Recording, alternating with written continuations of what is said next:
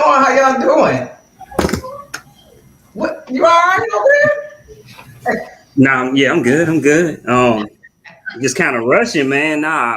So my son play fall baseball. So, man, you know how it be sometimes. You want to just be in the stands watching, but you end up coaching. So, let me tell y'all what I found myself doing. I don't know what I was thinking. So we out there, the kids, they ain't paying attention, listening. So I got them running, and I'm like, if y'all beat me, y'all can stop running. So, Didi, now we old now. I ain't going to duck nothing. And I get out here and and then they was like, "Hey man, you better stretch the hands." Listen, because you will pull that thing so fast. I forgot because it's baseball, so I'm running around the bases. So it's not a straight line either. I gotta pivot. Right. So yeah. Mm-hmm. I had to show him. I don't know what I was thinking. I shouldn't have showed him. I was like, I'm gonna have to show y'all the young bucks. But and so I was trying to shout, hurry up, get in here, and that's why you know how that is when you take that shower and you're kind of sweating a little bit. Yeah, because I had to get dressed. I typically don't get dressed after the shower. I gotta cool off. But anyway, I'm here. Well, welcome. How y'all been? How you been, Drena? Good. How y'all been? Tired. It's only Tuesday. It is only Tuesday. It's only Tuesday. Oh my God, it's crazy. Right. But we got a good show tonight, and I want to jump on in it because we got a panel tonight. I'm so excited to hear from our guests coming on. So I'm gonna go ahead and introduce the Breaking Barriers podcast. For those who are not familiar with us, who have not joined us before, welcome. If you are watching on YouTube, please subscribe to the channel, hit the notification bell, leave a comment, like, share. Let us know what you think about the podcast. Hey, Courtney. But I will introduce my amazing co-host first before we start this show and get into our amazing topics. I will start off with the man on here sweating, Mr. Adrian Taylor, a.k.a. Mr. GC. A.k.a. Hey, man. I still got it, Poppy, baby. Yeah. Oh, my goodness. We have our Southern Belle, Miss Drena, a.k.a. Dreen. A.k.a. Drena finds out. Yes, you need to know something. She's going to find out for you, okay? Oh, man, she done found out something else that we don't know about you? Listen, no. And then we have our host she always got the most going on, Miss Didi, Miss AKA. The Core Queen. AKA. I'm here, y'all. I'm here. Bob Red, I'm here. I did a podcast last night. Shout out to the Hear Me Out podcast. My boy T Springs, comedian. I'm going to shout him out. He got a show this weekend in Charlotte, North Carolina with Ryan Davis. If you're not familiar with comedian Ryan Davis. So y'all is at the Comedy Zone in Charlotte. That's my boy. He keep having me on this show, and I appreciate the love. We had a ball last night. So shout out to Hear Me Out podcast. Go check them out. All right, y'all. We're going to get into these trending topics of the week. So first of all, the biggest trending topic, in my opinion, is our girl Coco Gauff. She won the U.S. Open, 19 years old. Shout out. Yes. Good job. Hey, man, good job. I was happy. Congratulations. Nice win for her. And like you said, she only 19, so that's excellent. Yeah. I hope she builds from that, and I hope to, see her more in the future, because let's be clear, man. When we see some color out there on that tennis court, it just make us watch, because otherwise I ain't watching. We ain't watching. So, you know what I'm saying? I'm actually in it, and I'll be in it. Like, I'm watching her like, let's go. Right. Yeah, big ups. And they showed the video of her watching when Serena won, when she was a little girl, when Coco was a little girl. That was so cool to see the full circle of her actually being in the stands and then being on the court. That was like so good. I didn't see that. I'm gonna have to look that up. Yeah. There was one part of that match where they went like 40 hits, like back to back. Like, it was very, very, very intense. Like, for 40 hits, it was going back and forth. It was like, I don't know how y'all find yourself watching golf, but I'm like, yeah. Oh, okay. Like that, but yeah, nah. Yeah, they was doing their thing. She was going it. Right. And then the best time of the year, football is back. Did y'all watch any football this weekend? Of course. I did. I watched a few games actually. So of course I watched the Eagles game, Eagles and the Patriots, the Ravens and the Texans, Cowboys and the Giants. Yeah, watch that one. Woo! Well, that wasn't much to watch, right? Man. And the Jets and the Bills. I watched. Oh my God. Look, I didn't get to watch that, but I was on a podcast last night. When we got done, we turned the game on. We was like, oh man, it's over. Aaron Rodgers hurt. Then I kind of like, they won. So I had been watching because I really wanted to see what the commentator said about, their favorite quarterbacks. And, there's Josh Allen, Joe Burrow, and Herbert. Because, they all, these the best, them the three best after Patrick Mahomes. And they all, Herbert didn't play that bad, but Joe Burrow and Josh Allen stunk it up big time. Super big time. And I was wondering if they was gonna clown him, but of course they didn't, But clearly Stephon Diggs knew something that we didn't because Josh Allen, he said he didn't like the direction of the offense, and clearly that was horrible. So maybe he was on to something. I'm gonna need there to be a mercy rule in the NFL because watching that Dallas and Giants game, I'm like, Dallas, is y'all gonna do? I mean, Giants, y'all gonna do anything? Like anything, something, a little bit, just And they was calling your boy Pennies, Daniel Pennies. He don't walk to the bank. They done finessed y'all out of 160 mil because he can't do nothing out here. That was horrible. That was so disappointing to watch that game. Yeah. And then my Eagles, that was painful. I'm like, what are we doing? Yeah, offensively, I know the weather was bad, but still, offensively, just defense looked good for the Eagles, but offensively, they just was not together. And, this is our first time playing a game. They didn't play no preseason games at all. Right. None of the starters. So I'm like, y'all better go. And we lost our offensive coordinator and defensive coordinator from last year. But y'all gonna have to get it together because that was unacceptable. If they would have lost, I would have drove the field and whooped their ass. Okay? I want to see if the Jets gonna pick up a veteran quarterback since Aaron Rodgers is out for the year. That's crazy. That's crazy. Bring him in to be kind of the savior of the team. He played 4 snaps. That's a wrap. He 40. He 40. Yeah, he and you got money like that, and you 40. I don't see how you come back from Achilles tear. No. Them young dudes be having a hard time coming back from that. That's what I'm saying. I don't know how you come back from that. So, hey, man, go on, hang it up. It's all good, brother. Yeah. Wish you the best. All right, y'all. We about to get into our one icebreaker topic. And I thought this was a funny topic because I think we feel like we all grew up in the same house. For Black people, like we all got the same thing. So I just want to hear what some of the crazy superstitions that were handed down in your family, like that they just believe, like you better not. Don't put your purse on the floor. Yeah, that was one. Yeah. Walking barefoot, you get a cold. I don't know if y'all had that one. Or have the lights on when it's raining outside. Yeah. Turn off, go lay down. It's raining outside. If it's raining bad, turn all the lights off, turn the TV off. And sit still, be quiet. Right. You like, what? Yeah, Vaughn, don't sweep over my feet. Yep. Of course, we all know the New Year's, eat black-eyed peas and collard greens and all that. And they still in the project, still broke, luck still down. What else?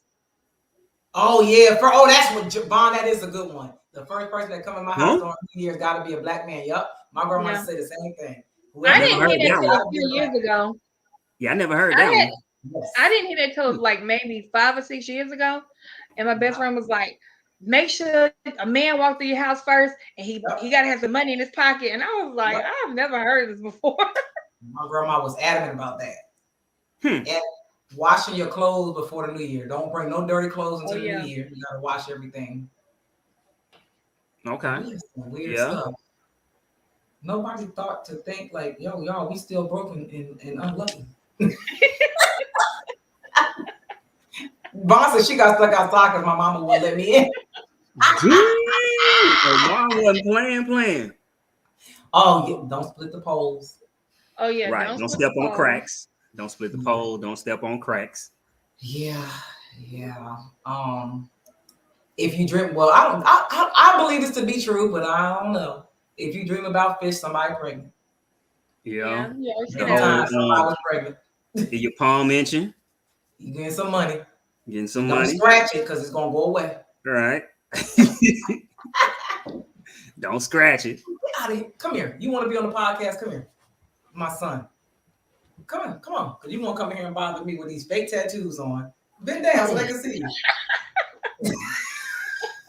Why? Stop. Yeah, one of my shoulders. Boy, get out of here. Just get out. They sound like a grown man with these on. You look like a grown man without a tattoo, so it don't matter. You just big. Yeah, I can't think of no more. I think that's. Oh yeah, your ears. I always heard if your ears are burning, somebody talking about you. Yeah. No, I think I heard something else with the eye jumping. Somebody talking about you. No, I think I had something else with the eye jumping, twitching. I can't remember. You got a bump on your tongue. You lied about something. Yep. Dang, Brian, you grew up in my house. Yep. That one was big. What you been lying about? Lying about. Yeah. Bump on your tongue. I'm trying to think. Was there anything else? We weren't even allowed to say lie. We had to say telling stories. Yep. You had to say telling a story. You couldn't say shut up. You couldn't say lying. You couldn't say shut up. You had to say be quiet. Mm-hmm. If you don't say God bless you, God bless him or her after you compliment, you are going to eat. Huh? Okay, that's in Puerto Rican. I don't know about that. If you don't say God bless him, her after you compliment, I'm guessing compliment them, you are giving the evil eye. Oh, so it's like you being shady. Yeah. Yeah. Like, oh, you look nice today. God bless you. I don't know. But you don't say the God bless you part. Oh, okay. Oh, don't wear white after Labor Day. Oh yeah. I don't know if I ever followed that one. Yeah, that actually came from rich white people from back in the day. If y'all don't know the story behind that, that was I did know the story. Yeah, it was a status thing where if you wore white after Labor Day, they deemed you as poor because the white people put their white stuff up for the winter. So in New Orleans, they have dirty linen, like at the end of around this time of year, and instead of like an all white party, but everybody wears like creams and all that. So I guess that ties into it. Yep. But I learned it from Cereal Mom.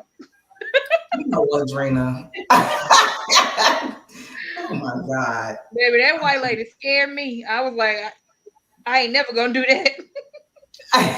No, that damn lady, that mom on Mommy Dearest with them wire hangers. Oh yeah. Okay. Look, but I'm trying to wait for our last guest to get here, but he said he's about to log in now. So I can start introducing our special guests so we can get into our good juicy topics. Well, if you want one more, we can go ahead. We can talk about the strawberry letter. Real quick. We can touch that one before we introduce them then, since you yeah. So, it's been a bad week for radio shows. Right. Between you and the Breakfast Club, it's crazy. So did y'all hear what she said when she was recorded? So I heard it. Tell the guests, they may not have heard it. So Steve Harvey's co-host, not sure if y'all watched listen to the Steve Harvey morning show. But the lady that reads the strawberry letter, she was talking to her, estranged husband who is in jail, been in jail for about a year. Well, they recorded a conversation that she had about Steve Harvey to him.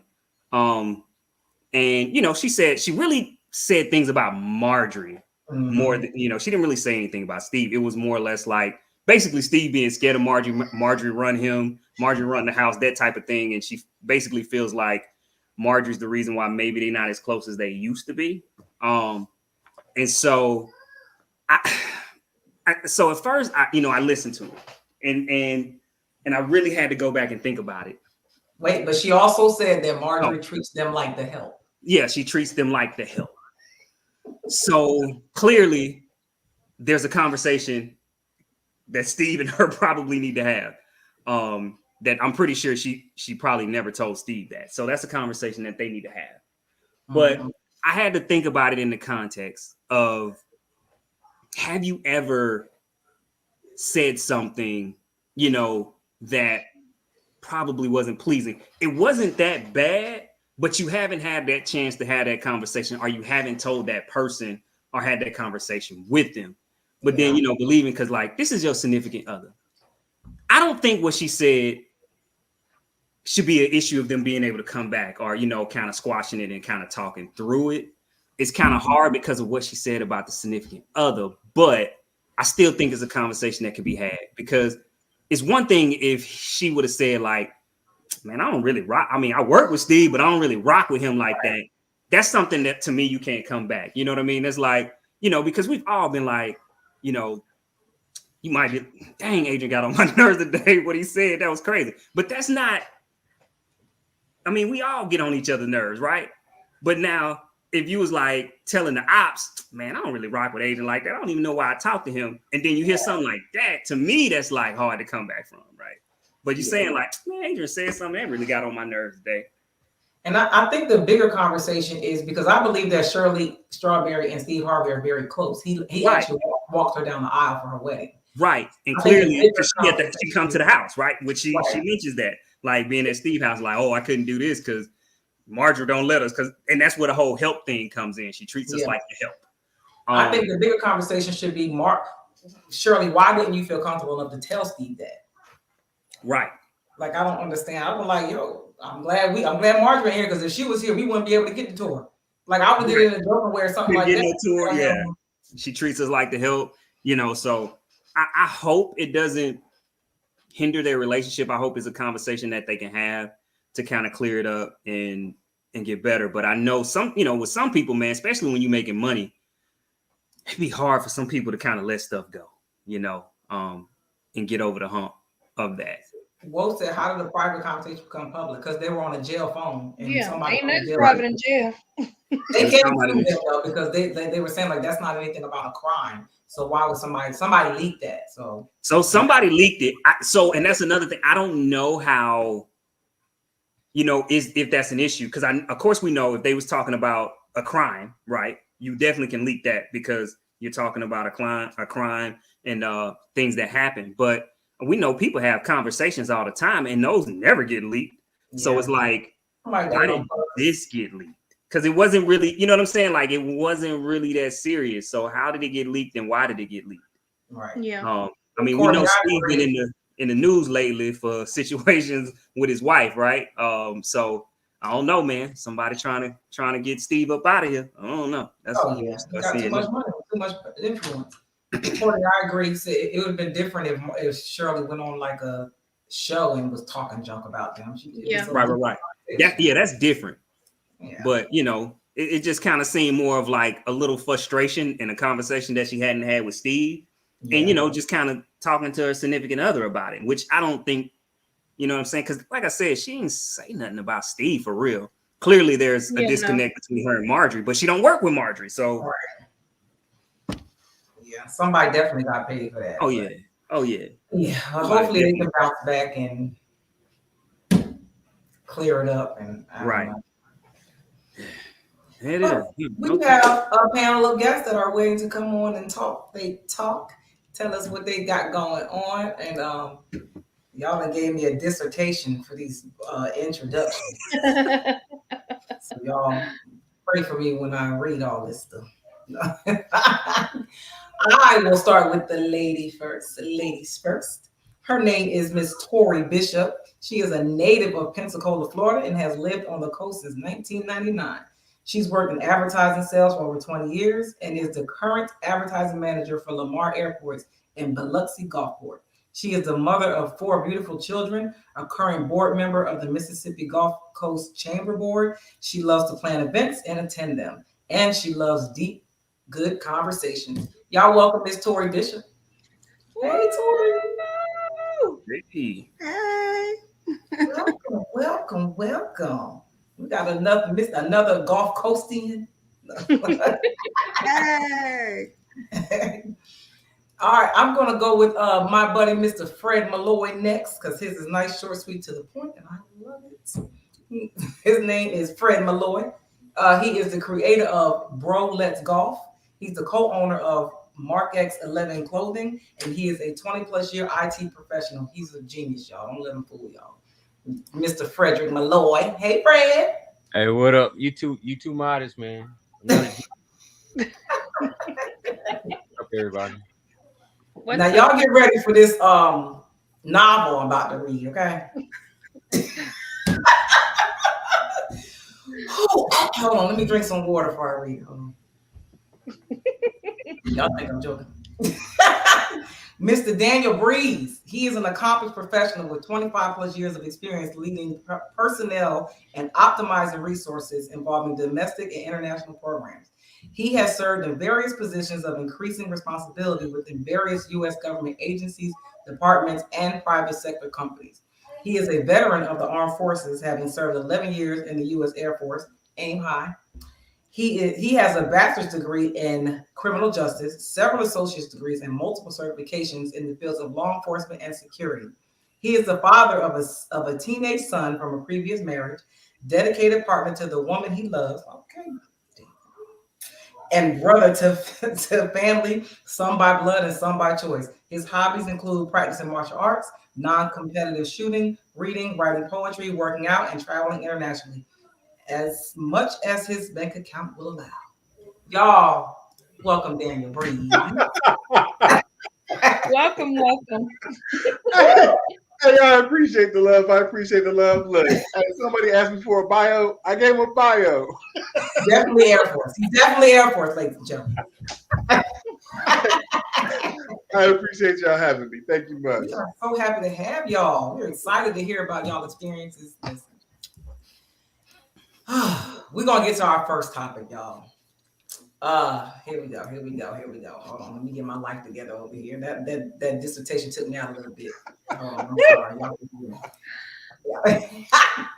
All right, first question. Are there rules when arguing with your significant other? We're gonna start with you, Tori. You go first. Well, we're gonna start with me. Yeah. I do. I think there are rules of engagement when arguing with your significant other. One is respect. 2 is listening. Because I think oftentimes arguments are miscommunications. And so, if you're in your emotions and you're not listening to the other person, y'all are going to stay disconnected. So it's really important to just take a break, get out of your feelings and really hear what that person is trying to communicate to you. So I would say that's probably my 2 rules. Okay. What about you, Fred? Definitely. So my outlook is always, if we're gonna have a conversation, let's have a conversation for resolution. Let's just not argue or have conflict that's just ongoing. Like, we're having a conversation so we can get to the core of the problem, so that it may not go away that very day, but at least things will start to settle. And just no frivolous name calling. That's my rules of it. I don't like to do the yelling thing anyway. You won't get it from me. Man, somebody kids cutting up. Right. I've been telling mine to shut up. I thought it was just me. I'm like, it's going down. I put my computer on mute, like, hush. Right. What in the world? Okay. What about you, Breeze? The old adage, all is fair in love and war, can sometimes apply. So I say it like this. If it's a relationship that you want to continue, then yeah, there should be some ground rules as far as engagement. just because that hurt that you cause with your words can be long lasting and it can disrupt what you had. But I will also caveat that with saying it depends on your partner. If y'all have the type of relationship where you can give both barrels, no holds barred, then that's what you operate on. So it's definitely not a one size fits all type of situation. You got to be in tune with the person that you're dealing with. Me personally, yes, there's got to be some ground rules because where you take it is where I may go with you. And so if we go on that journey, I'd say we're gonna be logical. We're going to go to crazy town. So we're gonna have a logical conversation, and we got to keep it 100. Make some sense, use some points. Cool. If we go to Crazy Town where bears ride unicorns into combat, then hey, we can go. So it's not my preference, but that's what you put me. So breathe. You sound like you want all the smoke. Hey, if it comes to that, he be over there my partner understands that if she takes me somewhere, I'm invited, and we go in there, right? Because you took me on this trip. I didn't ask to come, but we here now.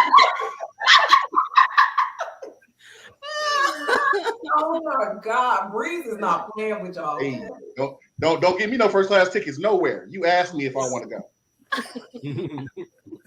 Oh my God, Drena, what you think? Never go below the belt. Don't go for the jugular. And I hate arguing. I don't like confrontation. So if I say I need a break, I just gotta walk away. We can come back to it, but I can't go at it for too long. So that's mine. Adrian? Yeah, I definitely think there's rules because I don't care what you say. If you say something to me crazy, like I don't forget it. And I'm not going to take it as, we was in battle and you said some things below the belt. Like, nah, you said what you meant and I'm going to take it personal because that's what I'm going to do. I don't play them games. I'm not going to say something to hurt your feelings, just to say it. Like, no. I mean, if I say something that hurts your feelings, I wasn't trying to hurt your feelings when I said it. I was just telling you the truth. And I think there's a way that we say things, right? But no, I don't talk to me crazy because I'm not going to talk to you crazy. Let's just have a discussion. You know what I'm saying? And if you can't have that type of discussion, let's take a 5, 10, whatever we need to, and then come back. But I have a rule. Don't say nothing that you don't mean. Because if you say something that you don't mean, I'm going to take it as you meant it. And you ain't going to be able to come back from it. So.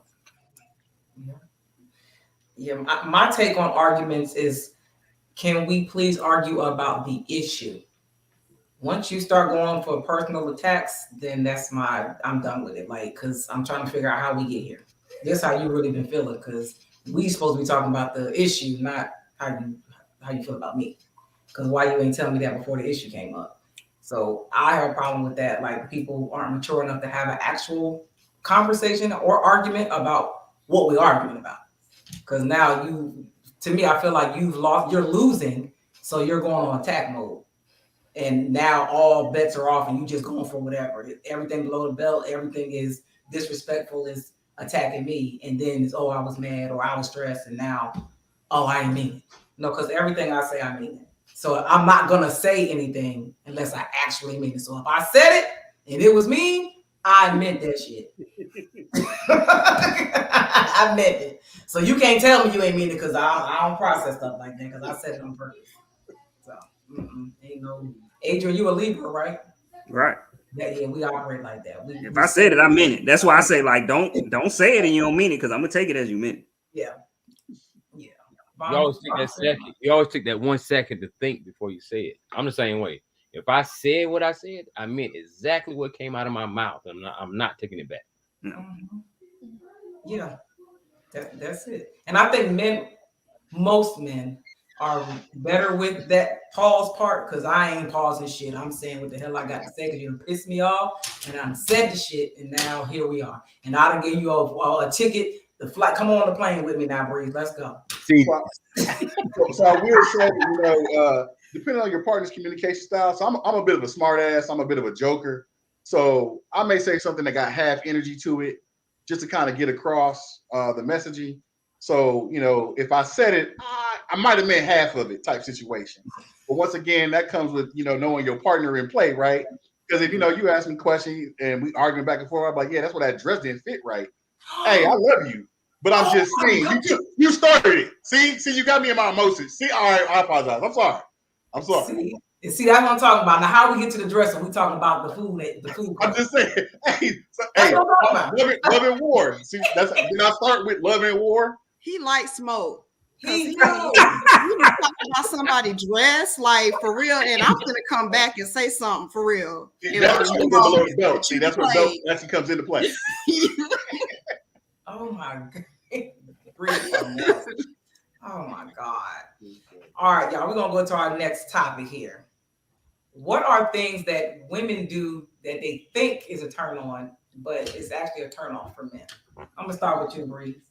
Ooh, that's a good one. Oh yes, in this one. So I will say, so I'm gonna give y'all some of my game now. Don't steal it now. So I always tell my missus, I say, hey, there's 4 things for me, right?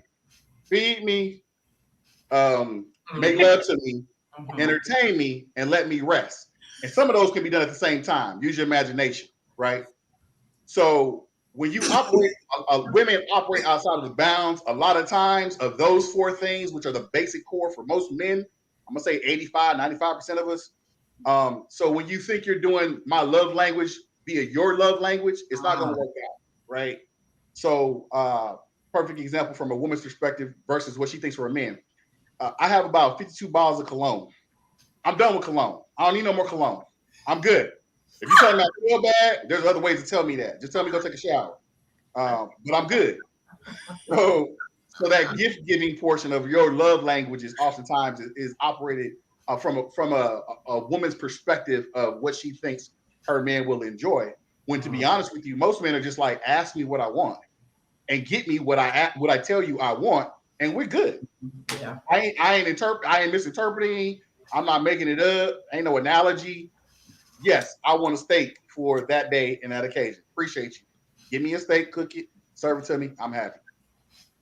But we know you want a pork chop for real, though.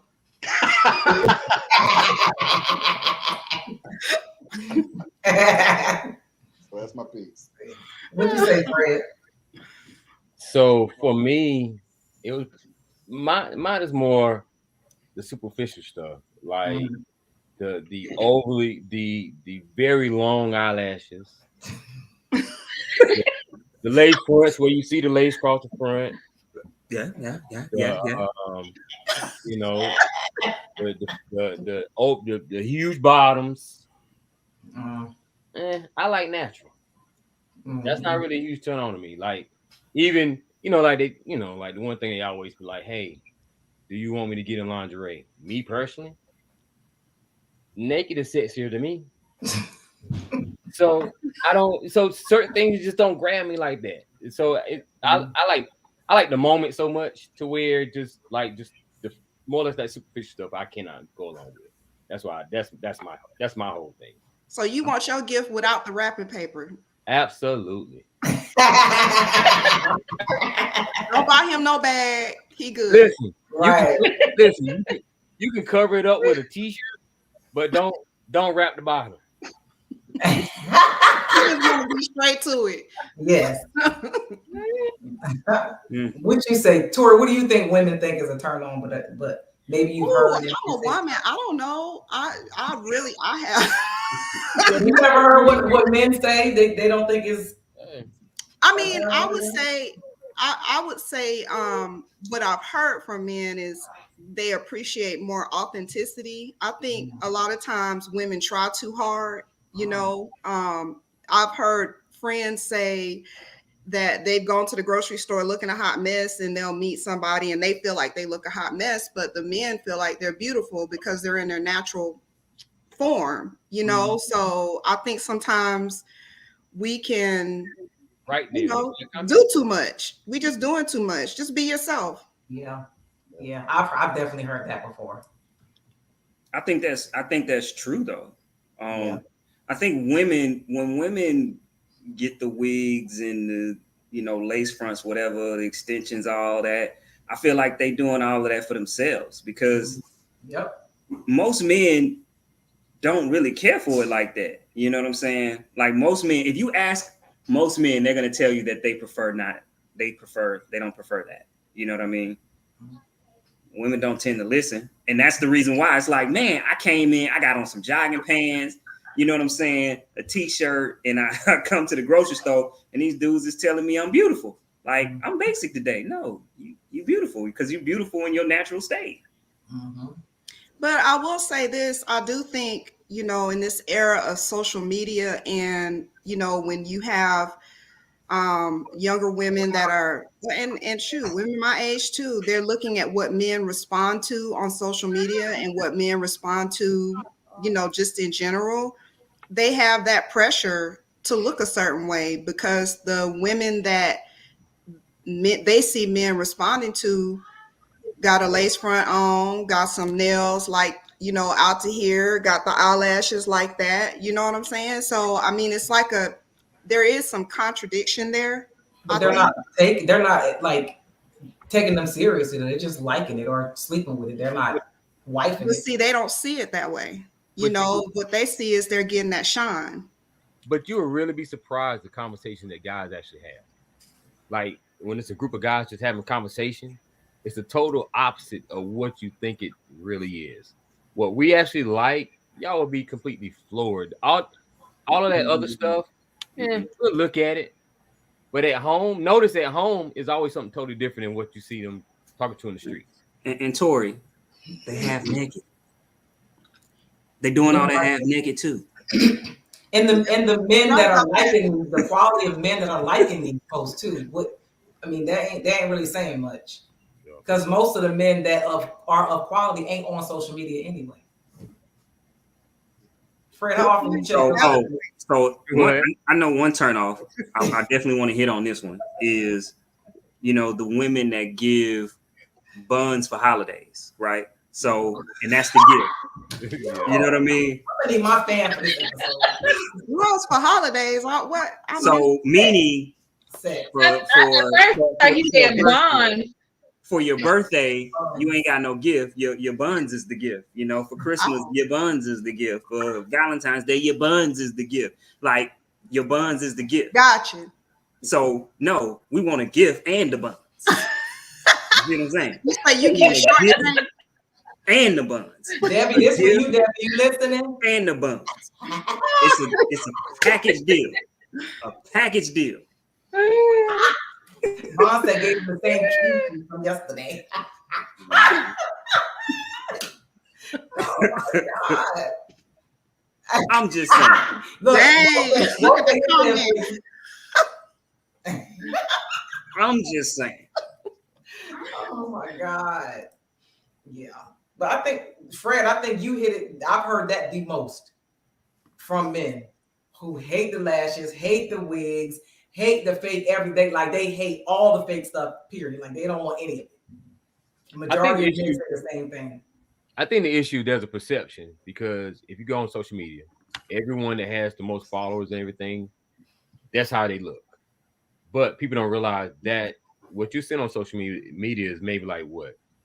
1% of the population, 2% of the population, but it seems like that it's a large population. So in reality, people are reacting to it because that's the only thing that is there. Mm-hmm. But like I said, if you go amongst a bunch of guys, they don't like it. Or if you just look at the people around you that you know that are with men, look at what those people look like. Yeah. Yeah, and I'll add to the artifice piece, too much makeup. I don't know what makeup tutorial women watch that got a foundation, got a base layer, got an eye, got a cheek, got a forehead, got a temple underneath your neck, your nostrils. It's too much. I've seen beautiful women become ugly because of too much makeup. Yeah. So you think you're trying to get to some level of Kim K, a combination of Rihanna, and you just come out looking like Bozo. It's too much. I can't put you on my pillows now. I can't kiss you. It's different color. It's too much. You know what I'm saying? Oh my God, Breeze is choosing violence today. You hear me? He on it. Actually, I just heard a podcaster today talking about that. So he been talking to a girl for a month, and today was the first day he saw her without makeup. Don't even know what she looked like. He was like, I didn't recognize her. She looked sick.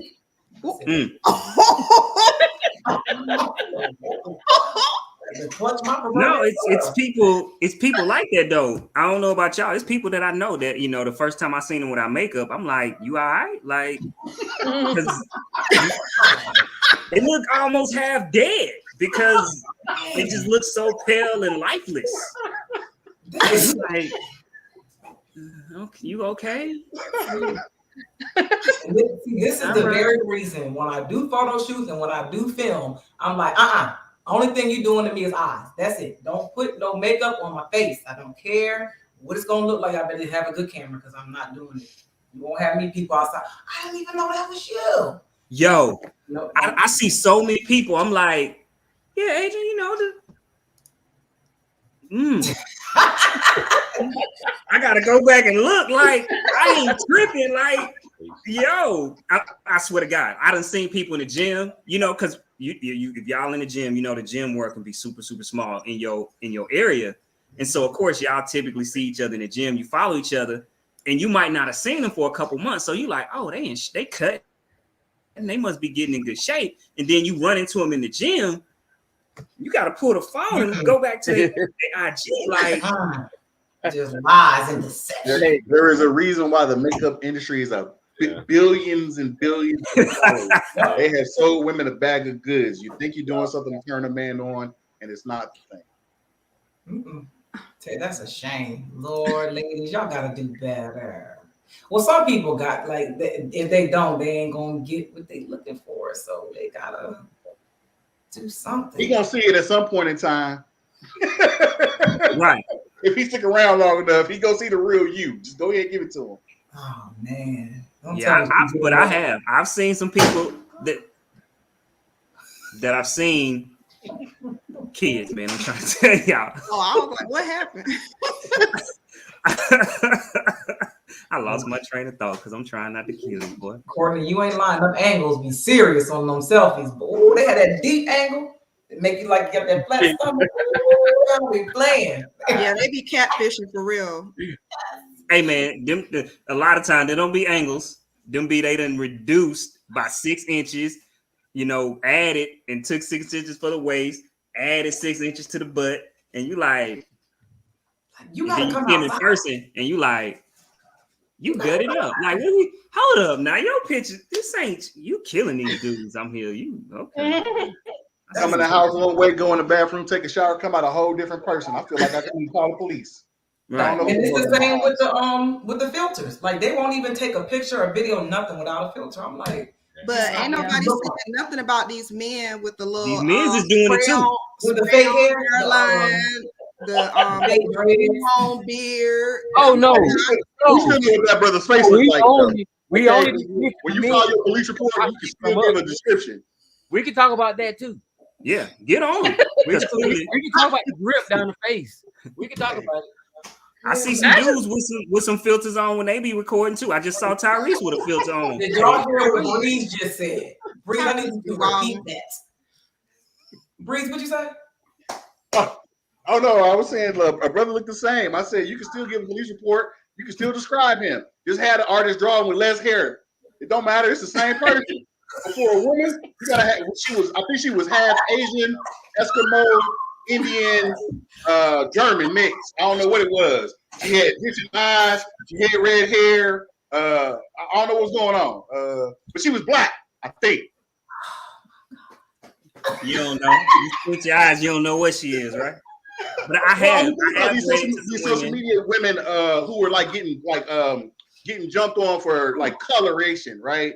Where they tone so dark their makeup and their tan that they try to present themselves as black women or women of color, right? So it's not just a unheard of thing, right? This is the thing because our culture is so popular right now. You have these $1 million women who are just trying to morph over. So once again, you think it's a turn on, it's artifice. You're just faking it. Yeah.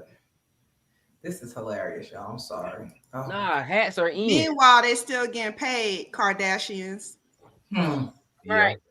Yeah. And they some straight culture vultures. Yes, indeed. If y'all get catfished in this day and age, it's your fault.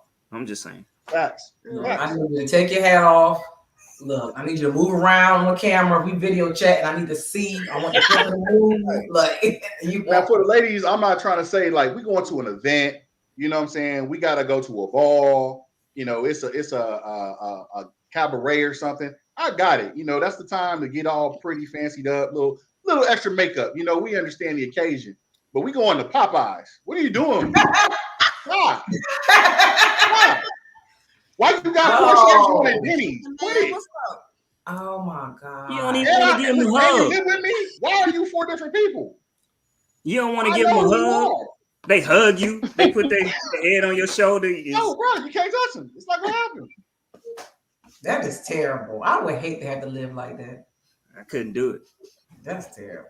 Listen, I don't even see, like, you gotta be watching what you touch. Like when you got all that on, I ain't got time for all that. Right. That's too much work. That's too much work. Mm. Well, y'all, I have a video for our next topic.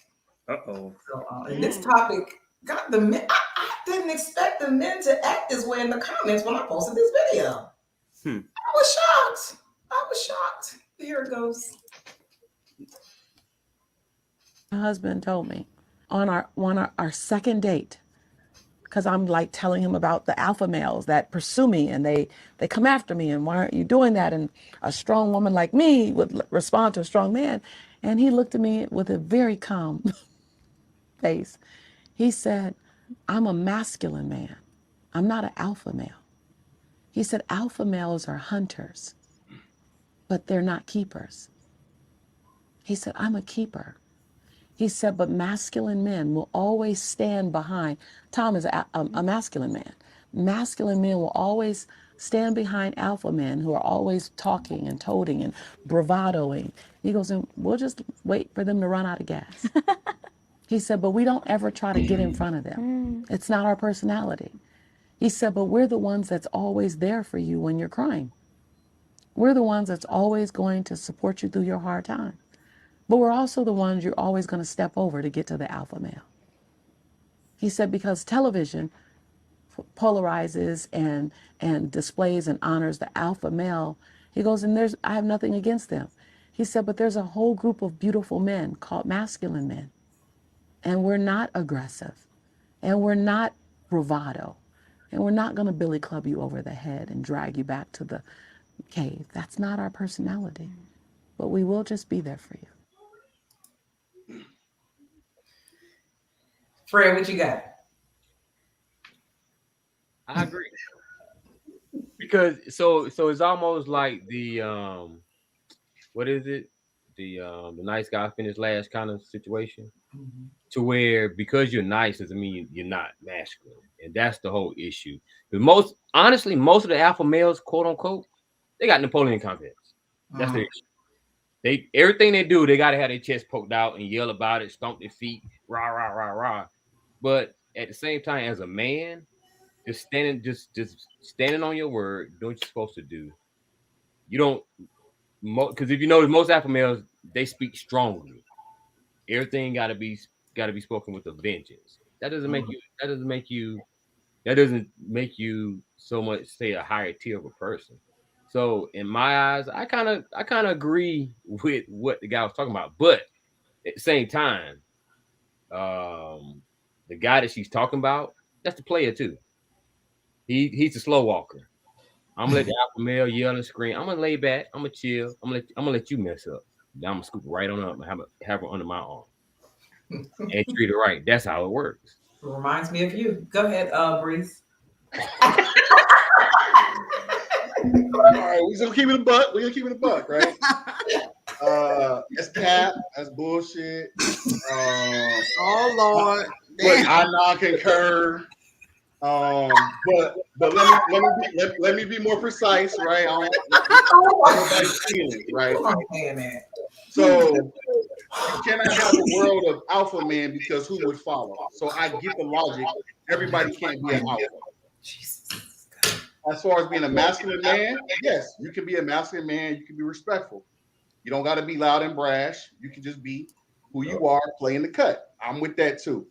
It was more the description of what an alpha male, quote unquote, is supposed to be that I have a problem with, right? Okay. Because I use the alpha description nature knows what a lion is, and it doesn't know its name, right? The monkey don't know what the lion's name. They don't know to call it a lion. They just know that thing over there is dangerous. I'm not gonna mess with it. So all alphas don't have to be loud and brash. They can just be, right? Now, if you're not that, cool. Play your lane. To the comment about the player side of it, where, you know, hey, I scoop you up, I get it. But in the long run, you're dealing with an alpha secondaries. Because whether he messed up and let it go, or whether he didn't want it, that's kind of where that plays out. And I don't like that perspective either, right? It's not the fact that the masculine man is playing secondary to alphas, right? We're individuals, we're men who are, I'm a straight heterosexual male. I'm not going to comment and throw everybody in the same bunch. My point is, for a man who claims to be a man, you don't have to denigrate an alpha male to make a masculine male seem more pertinent, right? As men, we all have our importance. So that's where the cap and the beat bullshit comes in for me, right? It's more like clickbait, right? It's a title. So I'm gonna call myself an alpha to get the looks and the likes, and I'm gonna denigrate the alpha to get the looks and the likes. You know who you are, and you know what you are. If you don't fit one of those categories, I got it. But there's no reason to drag anyone, masculine men or alpha men, through that conversation, right? Her point was, the fact is that her man is there for her. That should have been more the description provided versus and if he said it, that's what he said. So that's my take on it, though, right? What you got, Adrian? So yeah, I'm kind of like Breeze. The only thing that I have is her description of what an alpha is, and I don't really agree with that, because when I listened to what she said, right, basically what she described was, let's use terms that's relevant, right?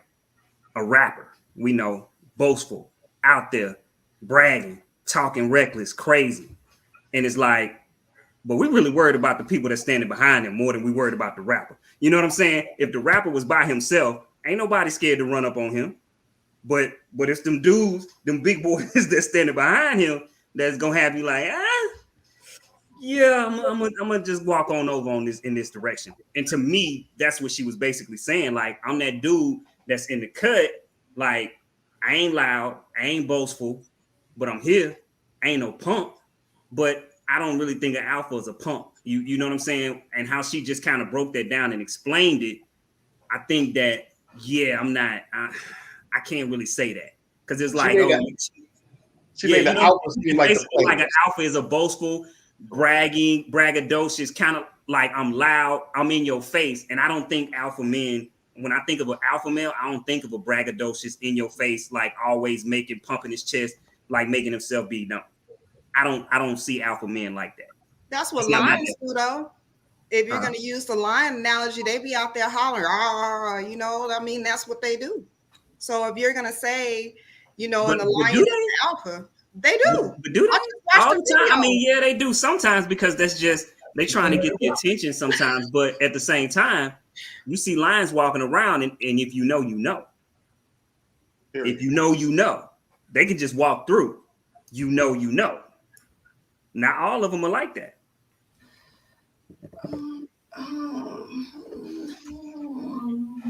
It's a logic that applies for females too. If a woman is artificed up, wig up, dress up, clothes, cleavage out, she peacocking. So what? She an alpha female? She got it? No, that's just part of it. But that's not the only way in which a woman can present herself as strong. So once again, it's the typecasting of what an alpha male is that I had the biggest problem with. I think also the biggest issue is that right now the word alpha male is like a buzzword. So a lot of these men are labeling themselves as alpha males. And I think you can be both. You can be an alpha male and a masculine man at the same time. I don't think there is one versus the other one. You can be both, because if an alpha male is just my presence and a masculine man is who I am and what I do, then I think they probably go together. But I think the biggest disconnect is that right now, all these talking heads on social media, with the buzzword being alpha male, everybody thinks that's what they are, because like now they're putting their own definition behind it. And that's where you get I think I wanted to put Woe's definition back up on the screen, where he was like, that's not an alpha man, it's the description of a fuckboy. Yeah. It's the loudest one in the room. They're usually the least dangerous. And they actually have to tell people that they're alpha male. Like you said, when you walk in the room, people know you're an alpha male. You don't have to say nothing. You command that attention. They just know that you're the natural leader. People gravitate towards you, and everybody know who in charge. You ain't gotta say it. But I think the bravado of like how she was describing it, that's somebody's personality. I don't think that's like the definition of an alpha male. That's just who they are, how they are. But I don't know. Come beat your chest. Beat the chest, baby. Beat it. No, I'm sorry.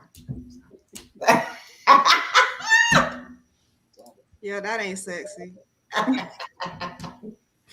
Alpha men are masculine men. It is not. Please, Billy Club me. No, I'm joking. I'm just joking. All right, y'all. We're gonna go to our question of the week. Uh-oh. Adrian, I think I saw some buzz on this one a little bit. Yeah, I did. I ain't even comment.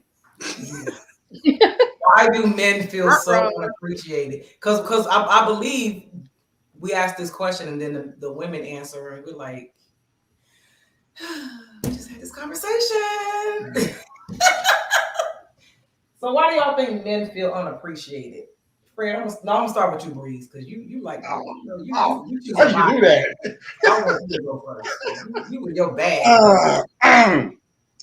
I was just having this conversation with someone not too long ago, a couple days maybe ago. I think it's because, and I can only speak from my viewpoint, my perspective, right? I do so much to be the rock for my family and my loved ones, right? Upon which our generational wealth, education, ideas, concepts can be built up on. So I'm a workhorse, right? I ain't no show pony, right? I'm here to get it done. I give as much as I can to my partner. I pay attention to wants, likes, desires, needs, etc. So it's almost like I'm putting the bar so high. I don't necessarily need you to jump to meet it. All I need is acknowledgement, right, of the effort that got put into it, right? So when things are square, things are taken care of. It's a pat on the back for most men. That'll be enough. It's a thank you, baby, kiss on the cheek. We're good. Women, you need flowers. You need the anniversary dates, the holidays, the Valentine's, the everything. Y'all need it big. I go back to men. Most men need 4 things. So for the most men who are taking care of their business now, we ain't talk about no punks, we ain't talk about no suckers. Men who take care of their home and their business, bills, car maintenance, yard maintenance, whatever need to be, kids support, etc. Right? We're not getting that pat on the back, and it's not because we expect the world to give it to us. We know the world don't give a shit about us. It's about home giving us that acknowledgement, right? Just a thank you. Now, I come up in a gentlemanly way, meaning that, hey, I open doors, I cook, I clean, I do laundry. These are things that I expect myself to take care of. But the same way that a woman would want to be acknowledged for doing things that supposedly fit into her gender specific role, men are the same. We don't need as much, but we need some. And so that's when we get to that unappreciated point, because when a man is taking care of business, it becomes a norm. Yep. What happens with norms, people get complacent, meaning that you forget to say thank you. You forget how much effort it took for that to get done. If I'm working overtime to buy you your bag for your birthday or for Christmas, you forget that extra effort I put into that. It just becomes he takes care of business, and that's what I'm used to. So you want to see that dynamic change real quick? Slip up. Don't do something. You're going to hear all about it. So there's an adage, right? There's a math class in school. Kids are doing multiplication. None of the answers are correct. One of the answers is wrong. The teacher goes, what's wrong with this equation? The kids go, that one, teacher, you messed that one up. You messed that one up. You messed that one up. So they don't pay attention to the 9 things that they got right. It's the one thing they got wrong. And that's kind of where men fall. We can get it all right till we go wrong. And then that's what you're going to jump on. So we need to be pat on the back, pat on the head, rubbed on the butt when we doing what we're supposed to be doing. Same way we're going to do for you, because that's a good relationship. And we can keep it moving.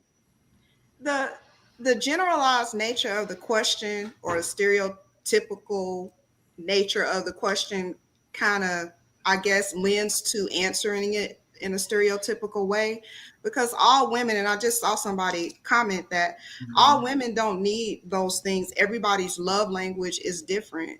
You know, some people like gifts. That is their love language. It makes them feel special.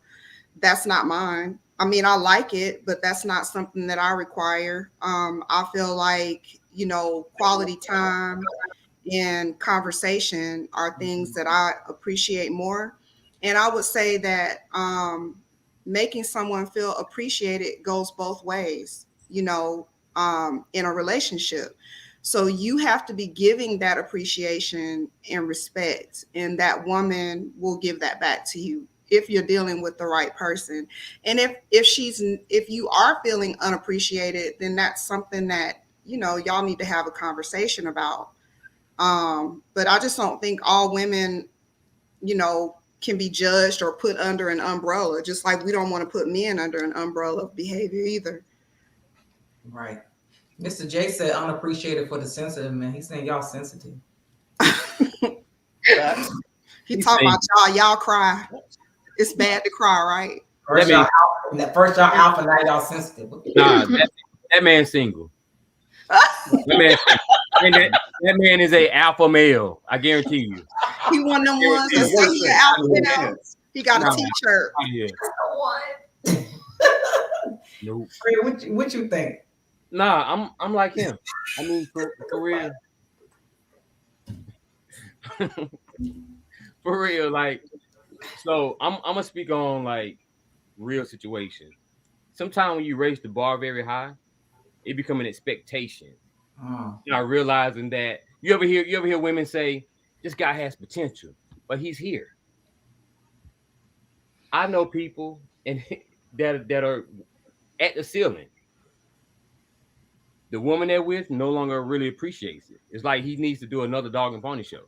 She expects these things all the time, not realizing that if you leave this man, 50% of that stuff goes away. So I mean, it's the small things. Just a thank you. Like I said, a hug. Like just say, "Hey, I appreciate you. I see what you're doing." That's all that's how I read that question. Not really like, you know, that every man just going unappreciated. Because we just had this conversation. You see Mr. J in the comments? He on it. I told you. He on it. Yo, he's sitting right there by himself on the computer. Eat some corn chips, typing. Oh my God. What I got to do with this? I ain't even saying it. Right, right, right. You But know what you did, Adrian. Well, Drena, what you think about the men feeling?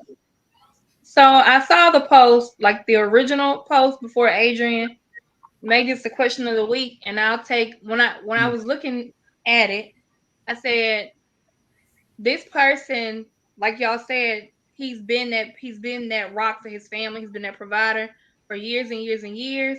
And I think maybe you do get used to somebody doing that. And I think that in the beginning, like you gotta let your partner know, hey, you know, I need to feel appreciated. I don't feel appreciated. Like I'm providing all these things and I don't ever get a thank you. I don't ever get I don't ever get anything. And I think that's how it leads up to a man feeling unappreciated. Like it's gone on for so long, but it's because you've been that provider, you've been that rock, you've done everything that you thought that a man was supposed to be for his family, but never. And I don't know if it's because, like, yeah, people should just give you, like, show appreciation because it's the right thing to do. But sometimes people feel like if a man doesn't show his emotions or talk about his feelings, then it doesn't matter to him. So I don't know if it's maybe those feelings need to be voiced like more openly. I don't know if it's the person that you choose to do those things for. I'm not sure what it is, because yeah, I do see it. I see it with men happening where they've been that provider, they've done everything by the book, everything they were supposed to do, giving their family everything they didn't have growing up, being their provider, and it seems like they always feel unappreciated. So I don't know if they aren't in the beginning, like nipping it in the bud or making it known then. I'm not sure what it is, but yeah. So Drena, so this is my thing, right? With me voicing it, okay. Now it turns into a fake thank you because I had to bring it up. I had to bring it up. That's like somebody sending you a text. How many times someone send you a text and you send an LOL back and you never smile? I understand what you're saying, and I agree with you, but I mean, on the they have flip side, why are you asking your mate to be a psychic? Like, how are they gonna know what you need if you're not communicating that? You know, you do communicate, but at the same time, so when you walk through a door, right? It doesn't matter what store, restaurant you go through, right? If a man holds the door for you, do you say thank you? I do. yes. That's my point. You automatically say thank you, right? That's acknowledging that somebody did something good for you. So it's the same thing. Even so, that means that you've gotten bored with your mate doing all of these things for you, so you no longer appreciate it, or it seems unappreciated. I think it's the partner that they're choosing, because I think you have some people who aren't going to be like that. Like you just said, they have examples of men who have held the door open for women, and the women just walk by them like, "What you want me to say?" But or like you have some women who'll be like, "I don't need you to open the door for me," like, say crazy stuff. So I really just think it's the person, and nobody wants to think about, oh, I've put 5, 6, 7 years into this, and I've been doing everything I need to do, and then like, oh well, maybe this person's just a bitch. I don't know, but it's like some people are just people that take everyone for granted, not just their mate. In general, they take people for granted. If somebody takes me out to eat, and they pay, I'm gonna say thank you at the end of the meal because I appreciate them. They didn't have to do that, but everybody is not that way. I mean, I think when a man opens the door for you, it makes you feel special. Every man doesn't. I've walked through a door and had somebody, let the door slam in my face. So, I mean, for real, I'd be like, dang, okay. But I think it's depends on the person's personality and if they do appreciate things. Yeah, no, that's true. What say you, Adrian? I think men feel unappreciated because I think it's the same way where women feel unappreciated. I think the men that do the most tend to get taken for granted, just like the women that do the most tend to get taken for granted, right? It becomes an expectation. You know what I'm saying? When somebody's been giving you their all, there's just an expectation for them to do it. You don't look at it as something that's abnormal, so to speak, or something that you're blessed. Some people, right? And so you have these people that's consistently doing and doing and doing, and then they realize, like, I don't know if you really appreciate what I'm doing because you're not really showing me in the way that I feel that you should, that you appreciate the things that I do, because what I'm doing isn't normal. I'm overachieving. So a lot of guys just want to have that recognition, or, and it's not typically a lot. It's like, hey, babe, I see what you're doing. Yeah, I like that. That shit's sexy. Yeah. It could be something just that simple. It ain't, you know what I'm saying? Like you going crazy. It's just that acknowledgement of like, you go, boy. I see you. And that's it. Yeah, I think y'all all hit some good points, but I think one of the major things is, number one, picking the right partner. Because sometimes we pick for the wrong reason, and then we can't figure out why they don't appreciate us because they some trash. Yes. Yeah. It's like, well, you led with money, you led with ass, and here we are. There you go. Ain't gonna be much appreciation around here. So, and then also, we actually had this conversation last night on the podcast I was on, and the guy called in and actually asked a similar question. He asked, if I pay all the bills, I take care of everything, like she don't gotta work or nothing, but I still come home and she arguing about stuff. Like, what am I supposed to do? I said, that doesn't mean that she feels validated because you pay all the bills. You're not speaking her love language. You are forcing her to be accepting of something that you're giving her out of obligation, and that's not what she needs. She may already have money. That may not be something that she requires. Like, she might want a hug, and you come home every day talking about, I done paid the bills. The bitch crying in the bathroom. Hey, she might need to buy an international translator. Hell with your love language. You better say thank you. It's not about saying thank you. If somebody is arguing with you constantly, you're not hearing them. It is something that's happening that's not being heard. It's just because women are more vocal about what they need and men aren't, doesn't change the fact that we don't feel appreciated in the same way.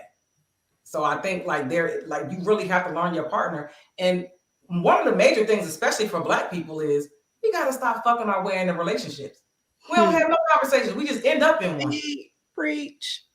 So we don't know no love languages. We don't know nothing about appreciating nothing. We just ended up here and trying to figure out how did we get here.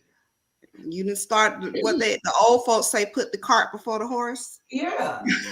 So now we're working backwards. I don't think men are doing things for validation. I think they just want to be appreciated. That's just like if a woman cooks a meal, you still want to hear thank you, like that was good or something. So I don't think it has anything with them wanting validation. Some people do need validation. Some people grew up in a house where they did not feel validated. So now they're in a relationship where they're seeking that validation from somebody. They need to hear it. They need to know that you value them. So it depends on their childhood. Like some stuff is deep rooted and it's not because of you. It's because of stuff they haven't figured out or they haven't worked out.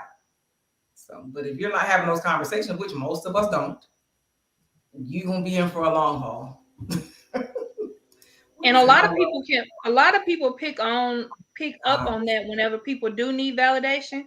They pick up on it and the like narcissistic trait of like withholding that validation. Like, I know you want me to say this and I'm not going to because I want to get under your skin. I want to get a rise out of you. Mr. J, you okay? You need a hug, sir? Because I think you need a hug. He seems a little... And a drink. It isn't just your significant other. Men overall are underappreciated. I think men... I'm not a man, but I hear them all the time say how unappreciated they are. I hear it all the time. But I also think if you actually think about these things, y'all, for real. Men in their 20s don't care about shit but sex. They don't care about anything but sex. For the most part, all they want to do is have sex. And the value in that is what? Nothing. So then when they get into their 30s and now they're like, shit, I need something valuable. Ain't really much value out there because you done ran through all these women and now you want women to be at your beck and call when y'all done ran through all of them. So now you got to sift through, try to find some really good ones that appreciate y'all. And it's slim to none. It's some rare diamonds in there that's going to come out and appreciate you for more than just your money or what you can do for them. You're going to find a few, but if she ain't been riding with you for a while, you're going to be skeptical of her. They just be in their 20s trying to perfect their technique. That's what that is. The thrust, the hip thrust.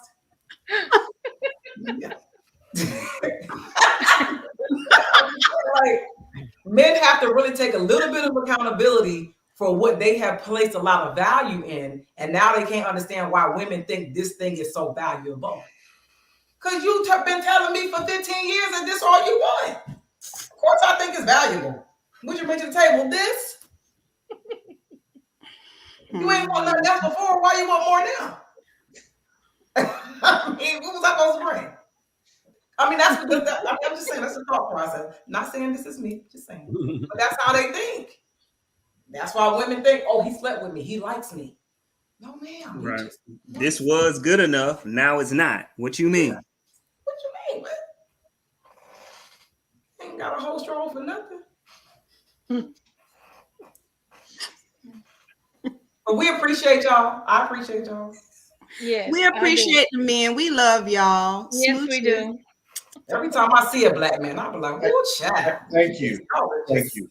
And I tell my son all the time, he is 13. I tell my son, I said, listen, you are the most valuable person or entity on the planet. Every person, whether it's man, woman, Asian, everybody wants a black man. You are the most sought after person on the planet. Hey man, say that one more time, because I don't know if they heard you. The men didn't say it back though. We just said we appreciate you, and y'all was quiet and said. No, I said thank you. I said thank you. I'm just saying. Y'all didn't say we appreciate you too. See what I'm saying? We talk about men. What's the problem? You want to talk about men. I wanted it to be about y'all, so I was cool. Thank you. And thank you. You know what I'm saying? And she let her get it out of her mouth first. We before we reciprocate, let her get it out. You know what I'm saying? We gonna come back. But I wanted her to, make sure that she harped on those points. Yeah, I tell them, I literally do. I tell them all the time. I'm like, from your seed that you carry, protect it. That is something that people are dying for. You can't get it at the sperm bank because it's so valuable. So don't just give it away. Make sure you protect it and you pick your wife on purpose. Cue Angie Stone, Black Brother, right now. I done gave all I can give. It's over with for me. So. Adrian. he done turned the faucet off on y'all. Hey man, I done cut the faucet off on him. You hear me? Oh my God, I can't. All right, y'all. Let's go to the next topic. You are crazy. All right, so the title of today's show is Divorced and Back in the Dating Pool. So for my panelists, I would like to know, how much has the dating world changed since the last time you were single? Is it better or worse? Fred. Worse. Damn. That's a whack. You can't. You look like a creep now if you approach a woman. She's looking at you like, why are you talking to me? You can't just introduce yourself. It has to be a dog and pony show. Everything has to be compared to what Drake did for somebody. Oh. It's hard. I mean, you really kind of have to, like the lady said, where you got the alpha male and the guy sitting in the back. You kind of have to have that approach because the dude that they see on Instagram, they think they can have him. Where the pool used to be your location, where your city you was in, that was your option. Now you see Drake, you see somebody that lives in Africa somewhere, you think that's an option for you.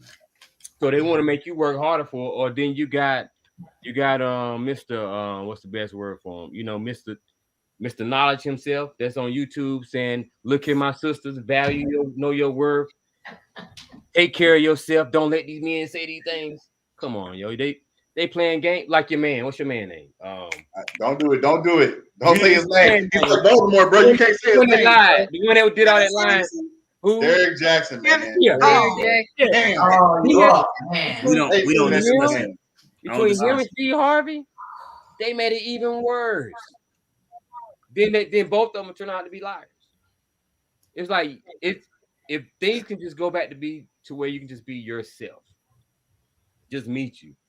If we vibe, we vibe. We do, we don't, we don't. It is. So then the pool is kind of crazy, and then then the baggage that these women carry. I'm not saying everybody, but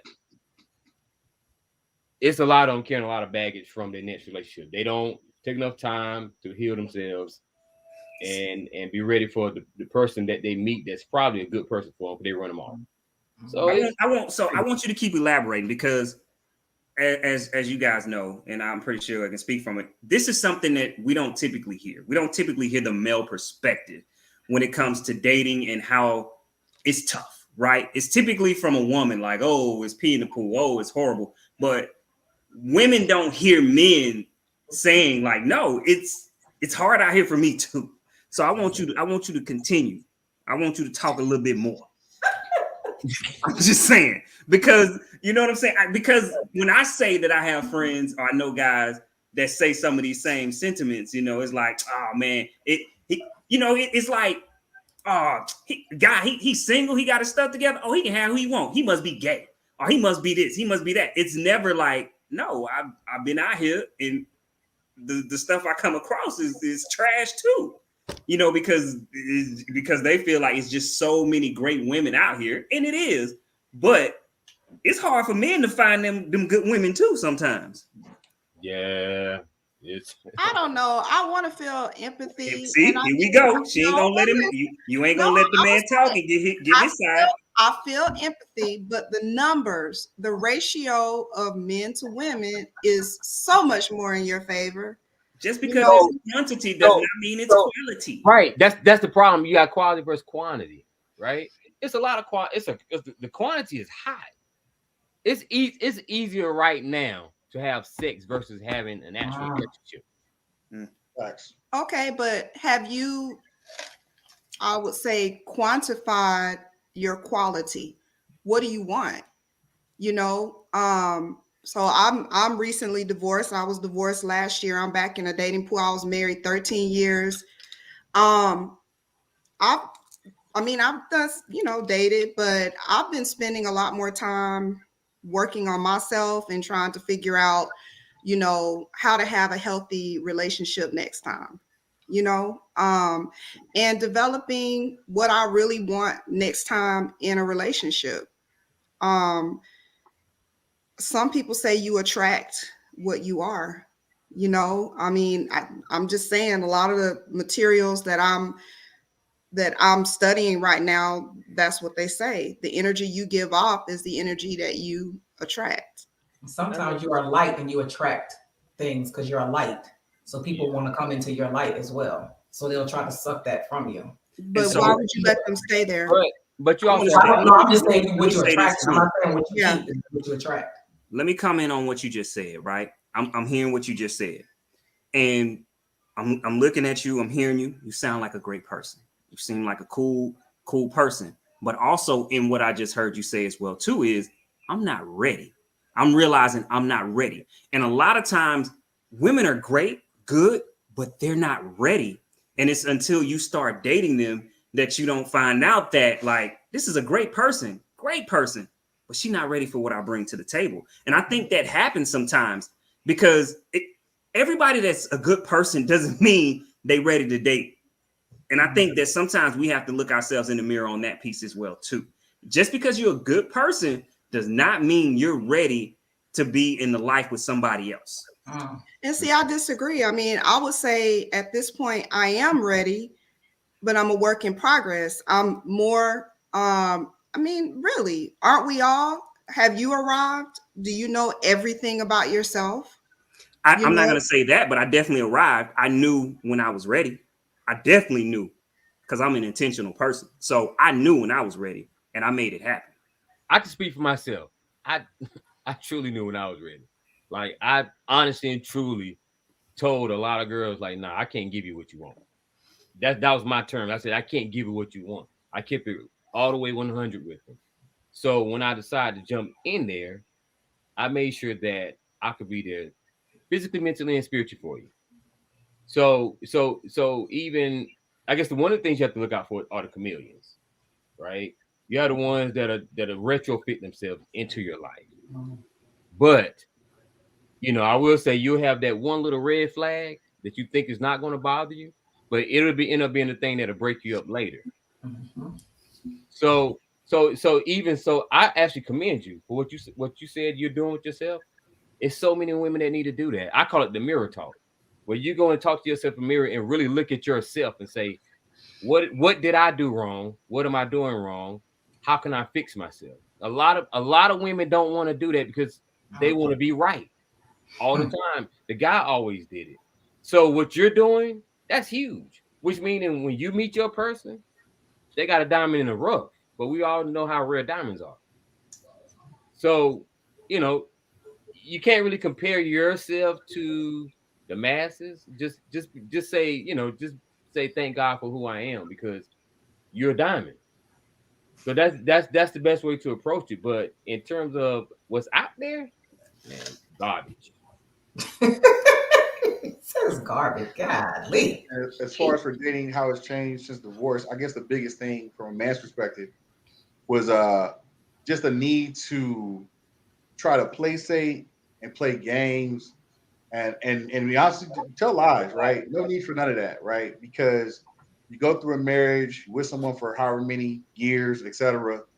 And in a relationship, a lot of times you do a lot of compromising. If you're trying to have a good relationship, a lot of watching what you say about feelings, etc. And then as you grow and you develop and you go through that inferno of divorce, separation, all that, you come out the other side. And so one of the things that I try to do was make an intentional decision with regards to how I was going to present myself.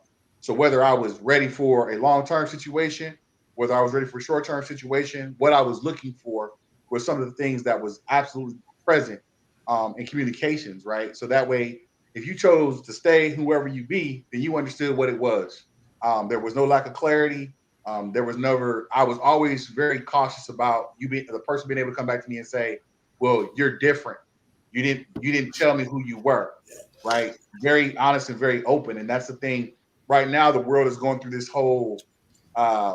It's kind of a mix, right? Because the apps are whack, but the apps aren't really about establishing those type of relationships. Yeah, it can happen over the internet, things like that. But the biggest thing that's changed is the fact that just that organic meeting of people, right? Now we have so much internet, so much connection. I can talk to somebody 3,000 miles away. What happened to you going around your local coffee shops, your local bookstore, where your pub, your bar, where you hung out, and that's where you saw or met somebody, right? Now you meet somebody on a business trip, you begin a long-term situation.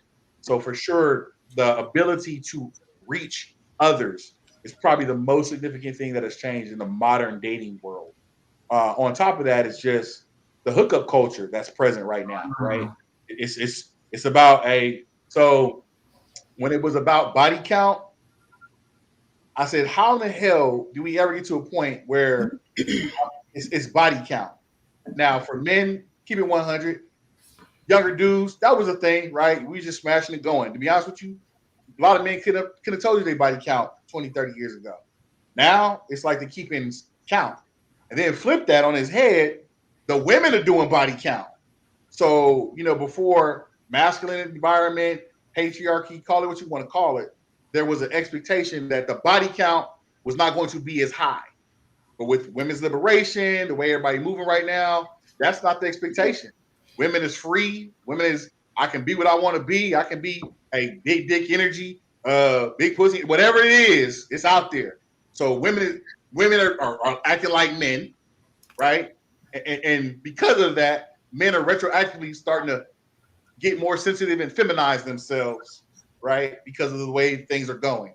So as far as the change in the dynamic, that's an ultimate shift, right? We ain't talking about socioeconomics and none of that other stuff. It's just how we're presenting ourselves. It's cool to wear skinny jeans now. I come from a generation. Hey, there was a question mark behind your name. You came around some skinny jeans, bro. That ain't how it worked. But that's stylish, right? So it's old dudes doing it, young dudes doing it. It don't matter. So just the narrative by which we present ourselves for modern dating culture, hugest shift that I think any of us has seen. For sure, definitely 10,000 years different from our grandparents, but maybe 100 times different from our parents.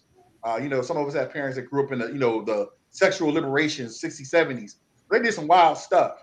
So when they got to comment on what's happening nowadays, it's insane.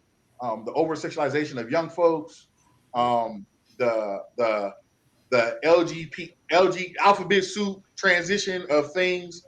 It's just really changing the narrative. The landscape of dating has completely changed, right? When you go somewhere and you got to make sure that person you're looking at is the same designation as their birth certificate, it's scary. I'm just saying. For us, and that's men or women. That's men. Hey, women. Hey, don't sleep. That dude you're talking to might have been Jill, now Jack. For real. Right. I just saw a video the other day. I was like, dang. Yeah. A lot of stuff that he's talking about, what I hear is trauma. And I would say that, being single now, I move different. The questions I ask are different. I ask about how you grew up, your relationship with your parents. Have you been through trauma? Have you addressed that trauma?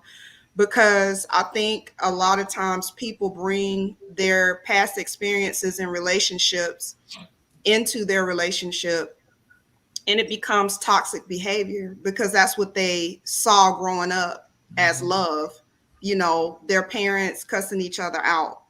I don't want to do that with my mate. I'm big on therapy. A lot of people, and I would say in our culture, are like, especially men, don't want to deal with that. I find it very attractive when I can talk to a man that's like, yeah, I've dealt with some trauma and I've been to therapy, or I'm open to going to therapy, because that means that, you want to have a healthy approach to your relationship. So that's what I mean when I say working on myself is I don't want to bring baggage. I don't want to be the bag lady in the relationship. So, you know, a lot of times that takes doing the work yourself, but then I do move different in terms of what I'm looking for in that person too. Have you done your work? Because I'm doing mine, you know. But I'm 48 now too, you know. So I'm older and wiser. This guy. What do you say now? Once I get their real name, I'll pull them up on the internet and check their arrest record, if any. So if I've you never gotta done do that. that, that's a red flag, brother. I've never done that in life. That's a whole red No, flag. no. Hey, I'm gonna give Mr. Jason credit on this one. I'm gonna hold him up. So coming from my background, if you did not know, just wherever you live, state, county, you can throw somebody's information in case search. Find out they got bankruptcies. Find out they can sue somebody, getting sued by somebody. I'm not above and beyond it, and I think the we lose track. You don't know who you think. You don't know that person, and it could be months. It could be potentially years before we know that person. To her credit, she's asking questions. Now we can take that a step further and go, what are the questions you're asking, right? And for women, especially for women, your safety is the utmost importance. The most dangerous thing to a woman, it ain't a car accident, it ain't a gun, it ain't COVID. It's a man. So, and as much as I counsel and advise women, I advise men the same way. Get to know who it is you're really talking to, and if you to Mr. J's credit, if you find something that conflicts with what you've been told, it's that's a decision point for you. You can bring it to that person, or you can move on to the left. So I'm not gonna knock his hustle on that one. That's actually a good recommendation. First of all, the first red flag in the comment was once I get their real name. Yeah. Thank you. Hey, but Pookie ain't in no more. Hey, man. I don't know who he dating. That's what I'm saying. Like, that's a red flag. A big red flag. Like, how long did it take me to get the real name, sir? Hey, just call me Slim. I'm from Chuckalisa. Right. Child. All right, y'all. I'm about to play another video for our next topic. I think Adrian, you might have sent me this one. Let's see what y'all think about this this conversation.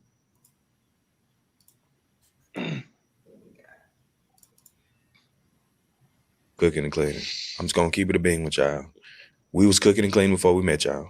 We had to make ourselves a meal and we had to clean up the house before y'all got there. Meaning that's not the things that we only and mostly need you to help for. You know what I mean? And women don't understand that a lot of time. They think that's the foundation. They think bringing that to the table makes them valuable. I promise you, sex, cleaning, cooking, that shit don't make you valuable with men. We appreciate it. We appreciate it. I said, but make the value. But that's not the make or break for most guys. At all. It ain't. It's how you support us emotionally. Being his peace. Being that peace. Those things are the most important things for guys. We living in a time where we all know I know how to cook my own and do it. Not do. Is it appreciated when it's done for me? Absolutely. Right. But I know how to do that myself. I want you to give me something that sometimes I might not be able to give myself. Correct. That's what it's supposed to be. You know what I'm saying? And sometimes that support and that believing, believe in me, that type of emotional support. It's exchange of strength and weaknesses. Yep. Exchange of strengths and weaknesses. Yep. Build each other.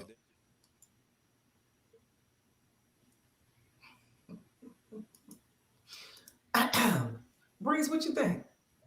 Hey, it's a good clip. 100% on point. Only thing I can add lib to it is it goes back to that whole unappreciated type factor for men.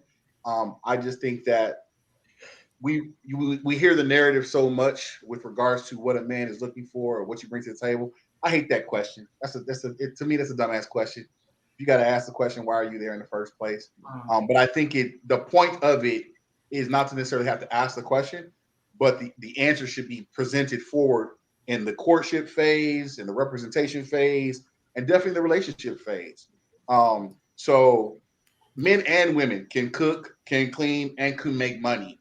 But the complementation that you find in a relationship is even more than love language, so to speak, right? Because from that perspective, I told for me, like I'm the idea guy, right? I got a $1 million idea every day I wake up. But I have a partner who's like, yeah, baby, that's not. It sounds cool, but it's not gonna work out. So that's that balance of helping me be realistic and understanding, but never challenging my thought process to be visionary, to be inspirational, right? And that's a support situation. So it definitely goes into to not just validation, but into setting a smooth foundation in the relationship. Because the same way from a man's perspective that I want to be supported is the same situation in which I'm going to try to return that favor in supporting you and your endeavors, etc. And I'm not just going to be like, well, I pay all the bills, so you don't need your shoulders rubbed when you had a hard day. The bills is paid. What you want to rub your shoulders for? That's not the conversation, right? The conversation is you had a rough day. Hey, let me rub them feet for you real quick. Tell me about it real quick. And that's the same thing from a man's perspective we're looking for. And it doesn't have to come in a material sense. And especially when a man talks about emotional intelligence or actually communicating a man who is capable of communicating his emotions, you can't use that against him as a weapon, nor can you make him feel soft for being able to express that. And that oftentimes, unfortunately, is what happens. And that's just something that we all need to be more cognizant of. Men need to be able to express their emotions more, but women have to be cognizant to not make that man feel lesser than for actually being able to express his emotions. And sometimes we fall into old traps real quick because you fall into that old monarch. Man ain't supposed to feel nothing. He's supposed to be tough. Rocks don't cry. Yeah, but that ain't how it works. So I completely understand the video. Completely agree with it in that regard. What you got, Fred? I mean, I agree, but like the cleanliness part, that's like a deal breaker for me. Like, if you ain't clean, I cannot be with you zero, like at all. Like, I got nightmares of that. So that I can't deal with it. But can I cook? Yeah, I can cook myself. I can clean myself. But you can't come to my house and stay with me, and I'm gonna do all the cooking and clean on my own. That's my whole thing. And then you make an entire mess the entire time. But as far as just, is it something you gotta bring to the table? No. But if I stay in my house and you stay in your house and I go to your house ain't clean, what's the chance you're gonna clean for me when you get to my house? Zero. So, for me, like I said, the cleaning part is really a deal breaker. I don't care about the cooking because a lot of people can't cook, but I can deal with everything else. What say you, Tori? I think it's a partnership. I mean, I'm not a fan of these roles, and expectations. I would say that I'm a pretty busy person. I do like to keep my house organized, but I have a housekeeper, and that's something for years that I didn't think, we don't do that, and a friend of mine that is a busy entrepreneur was like, girl, I got a nanny. And I was like, man, I'm gonna try that. So yeah, I have somebody that comes in every couple of weeks that helps me out, while I'm out doing other things. If I'm with someone, I think that we can share the responsibilities around the house, financially, all of it. I mean, it's a partnership. I don't necessarily need a man to take care of me in that way. However, I don't want to make him feel like he can't take care of me, if that makes sense. So, because I know with some men that's a big thing. They want to feel like, that they're bringing something to the table and protecting you. And so I don't want to make someone feel like, no, I got this, nah, take care of me and I'm gonna take care of you too, and I think that's the way it should be. But I don't want to assign duties and chores.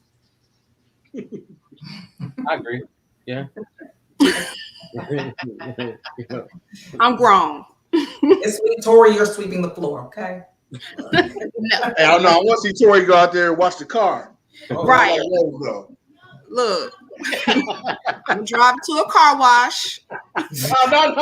No. Really. Drena, what you got?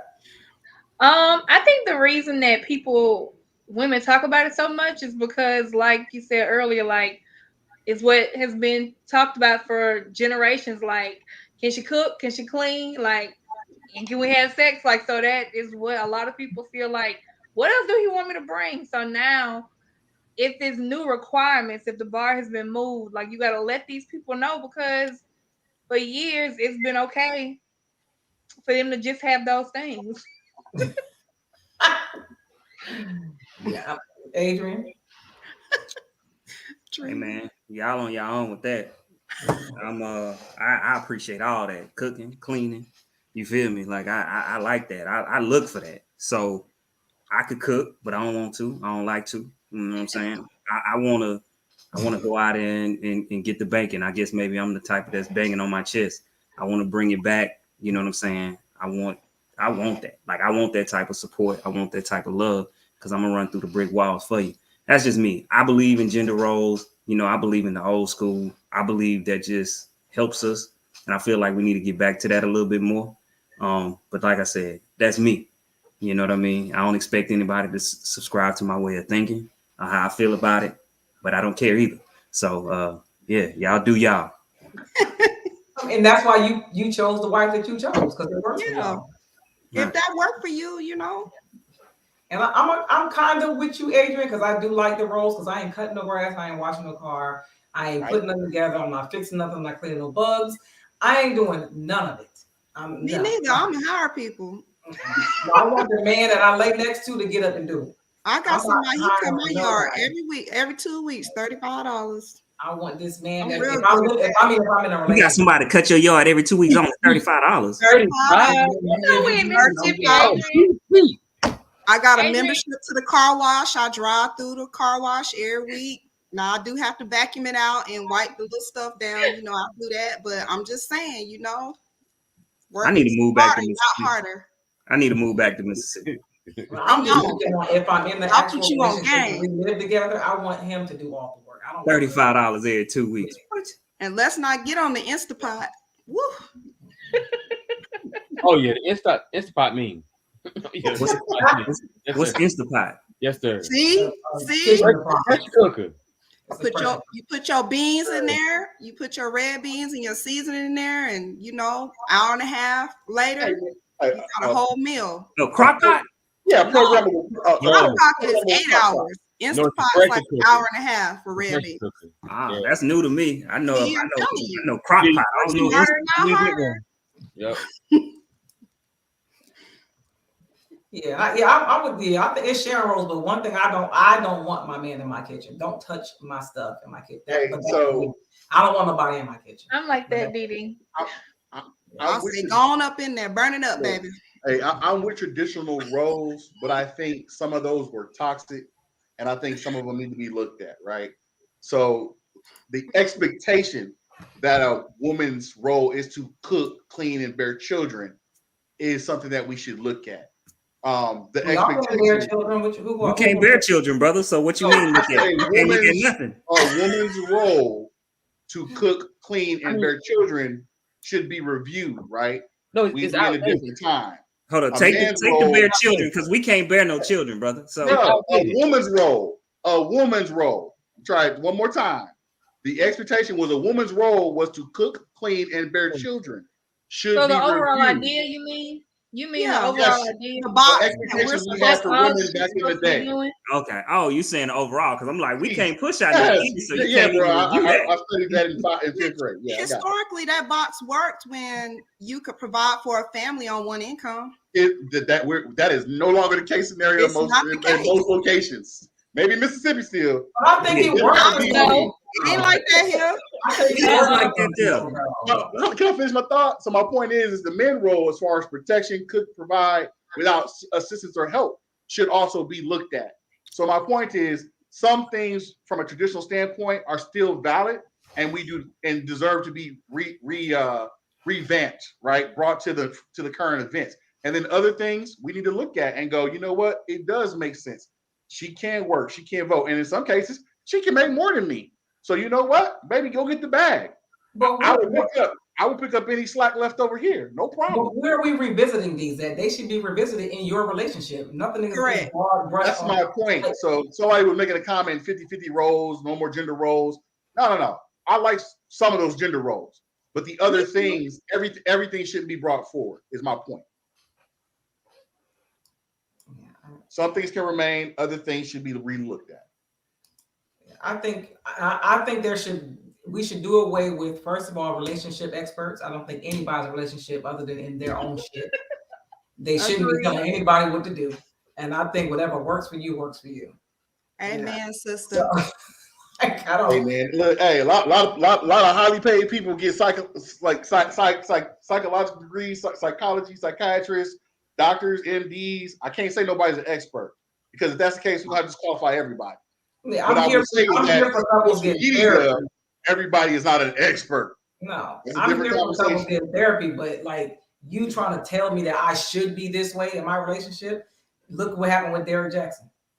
Yeah, he told me I don't think he had no MDs behind his name. But now everybody's a relationship coach, a guru. And he had a couple STIs before his name, but I don't think he had nothing after his name. It's dumb.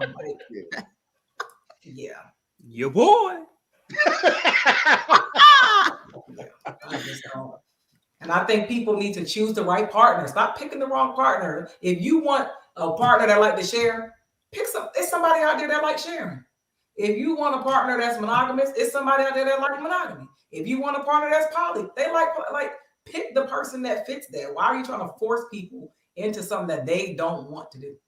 It makes zero sense to me. But I don't know. Sometimes people can catfish though.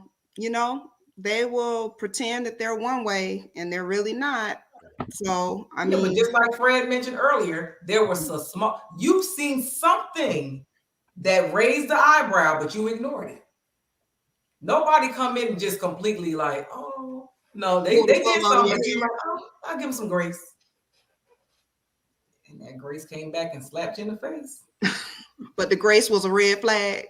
It was a red flag. You should have left. I think Adrian said he give 3 red flags. Oh, you give him 3?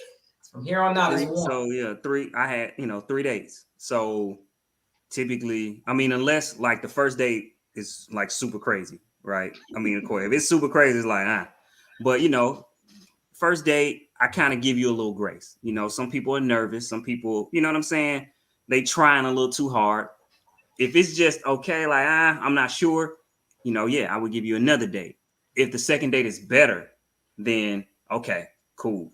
Now the third date, now you should be who you are. Like you should be comfortable at this point. So that's where the real evaluation gonna come in at. And if it's I'm good. All right, peace. 3 dates. 1 red flag, I'm done. I just know that 1 red flag is the one that comes. It's gonna come back and get you. Yep. You ignore it, and you're gonna be like, "Dang, I should have listened to that red flag." Yep. Because here we are. Could have saved some time. Mm-hmm. Yeah. Just think about any date, anybody you ever dated. It was something that happened, and if you would listen to that 1 red flag, you would have saved yourself a whole lot of time and heartache. Mm-hmm. But I might let 1 go, but we're gonna talk about it. That's your 1. Right. That's your 1. Mm-hmm. And it's gonna come back to get you. I promise you. Just think. Just remember back in the day. It happens. But y'all, this is the part of the show where we will let you guys tell us what you got coming up. If you want to promote anything, you want folks to follow you on social media, let them know where they can come find you. If you want to promote an event that you got coming up, a book or whatever you got, let the folks know. Breeze, we'll start with you. Oh, this is gonna be real easy. Nothing. I came on here. My brother reached out to me. I volunteered my time. I probably got some explaining to do after this show. Some drink buying, some dinner cooking. Hey, I'm a man, but still. Oh my God, you are funny. Hey, there's probably gonna be some conversations. Look, invite me to the next one. We can recap the conversations after this. But you like that smoke though, right? Hey, you know what? So here's the thing. I'm gonna be real honest with you. I tell people, I've said all the time, I need a 5149. I need a partner, that female, that got that feminine energy. 51% angel, but damn that 49%. Woo! That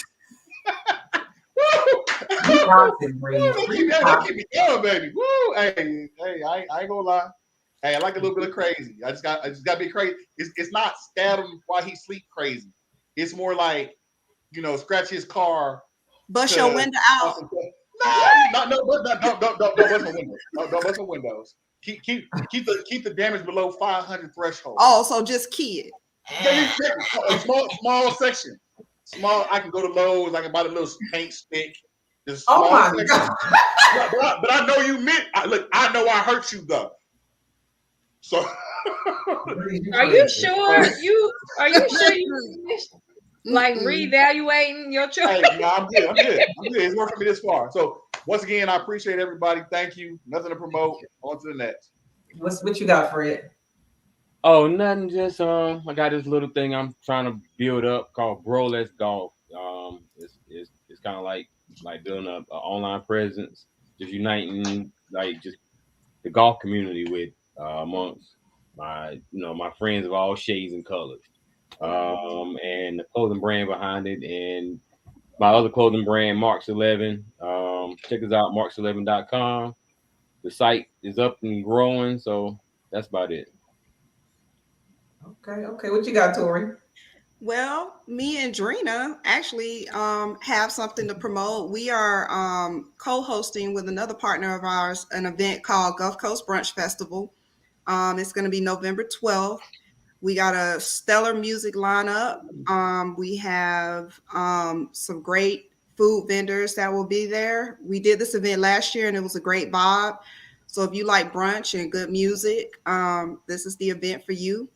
You can get more information at www.gulfcoastbrunchfestival.com or hit one of us up. Right, Drena, you got anything to add? Right. Okay. Definitely Gulf Coast Brunch Festival. I'm excited. We ruffled some feathers last year. we made some people mad. They even created their own event to go up against ours, but we won't promote theirs. But yeah, we're excited. We're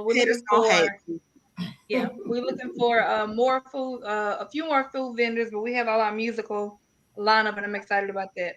Look, this year we're gonna send them bottles like Charlemagne. Yeah. Oh my God, what you got, Mr. GC? Same old training. Actually training a company, helping them stand up their organization. So I'm helping them build their culture. So I got some exercises that I'm doing with them this week. So yeah, it's pretty fun. They really enjoying themselves. And if anybody need training, coaching, anything of that nature, hit me up. www.gentlemen'scouncil.com. I got you. I'll let you, boy. Check my website out. I need some home training. You provide that?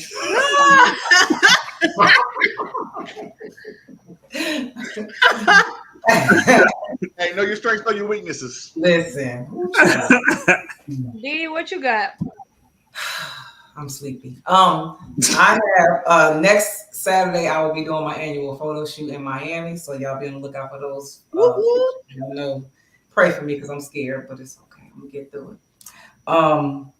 But for y'all who don't know, I do an annual photo shoot every year. They go viral. It's crazy. This time I get lots of bookings, so I do these extravagant, over-the-top photo shoots. Last year I did it with a live tiger. This year I'll let y'all know what it'll be when it comes out. So, on October 7th will be my Athletic Hall of Fame induction ceremony for my high school for track and field. So I'll be back in my hometown, Bristol, Pennsylvania, to do the ceremony.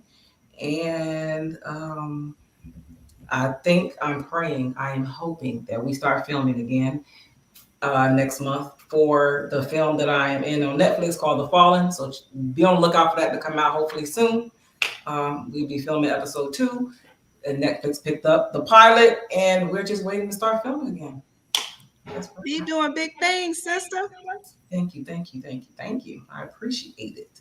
And as y'all can see on the screen, the audio version of the Breaking Barriers podcast will re-air tomorrow morning, 8 a.m. Eastern Standard Time on Black with No Chaser Radio. So please download the app if you have not downloaded. If you missed any part of the show, you can listen to it on your way to work on the app, or you can watch it on YouTube again. Make sure you subscribe, turn notifications on YouTube.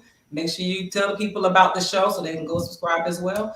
And if you'd like to donate to the Breaking Barriers podcast, our Cash App is scrolling across the bottom of the screen. If you want to be a guest co-host on the show, let us know. We'll bring you on. We love guests. And if you have any topics that you want us to talk about, please send them to us, DM or instant messenger, and we will talk about it. We appreciate y'all guests. We thank y'all for coming and spending some time with us. You guys were awesome, and we are out. Thank you. Thank y'all.